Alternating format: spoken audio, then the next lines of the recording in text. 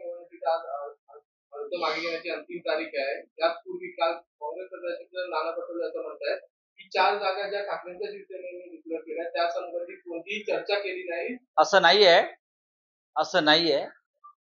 नाना पटोले हे खूप मोठे नेते आहेत.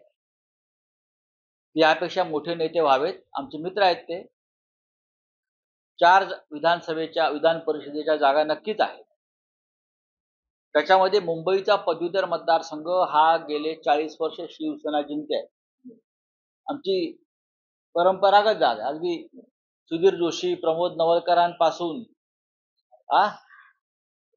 ते तुम्ही आता अलीकडच्या काळात आमचे विलास पोतनीस असतील, आता अनिल परब होईल. मुंबईतला पदवीधर मतदारसंघ हा शिवसेनेचाच आहे. इथे तसा फार चर्चेचा प्रश्न निर्माण होतोय का? तर अजिबात नाही. नाशिक पदवीधर मतदारसंघ ही आमची सिटिंग जागा. आमचा उमेदवार तिकडे गेला कुठे दुसरा पक्ष, हे जरी खरं असलं आत्ता अचानक, तरी त्या जागेवरती फार तशी चर्चा करून उमेदवारी जाहीर करण्याची गरज नव्हती. नाशिक आणि कोकण या 2 पदवीधर मतदारसंघाची मागणी आहे तरी आम्हाला कोकणची जागा ही काँग्रेसला मिळते. काल रात्री आमची चर्चा झाली आपापसात. त्यात नाना पटोले सुद्धा सहभागी आहेत.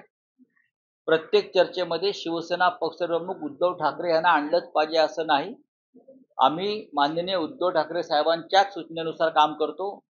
ते पक्षाचे प्रमुख आहेत. आम्ही किशोर जैन यांना उमेदवारी नक्कीच जाहीर केली होती. त्यांनी तयारी सुरू केली होती. त्यांनी जवळजवळ 90,000 नोंदणी केली आहे.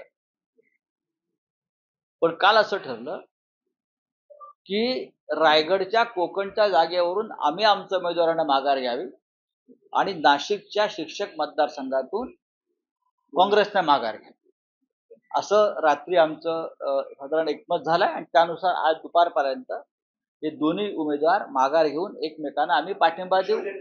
किशोर जैन हे पक्षाचे एक निष्ठावंत कार्यकर्ते आहेत. त्यांनी काल स्पष्ट सांगितलं, जो पक्षाचा आदेश असेल तो मी पाळेन. त्याच्यामुळे त्यांनी प्रचंड तयारी करून सुद्धा एक निष्ठावंत शिवसैनिक म्हणून किशोर जैन हे आपला उमेदवारी अर्ज आज मागे घेतील. विनायक राऊत कोकण भवनला पोहोचलेले आहेत आणि नाशिकचा जो शिक्षक मतदारसंघातला उमेदवार काँग्रेसचा आहे त्याला काँग्रेसकडून माघारीच्या सूचना गेलेल्या आहेत अशी माझी माहिती आहे. त्याच्यामुळे हा विषय संपलेला पूर्णपणे. 4ही ठिकाणी महाविकास आघाडी आम्ही एकत्रित निवडणुका लढू आणि जिंकू.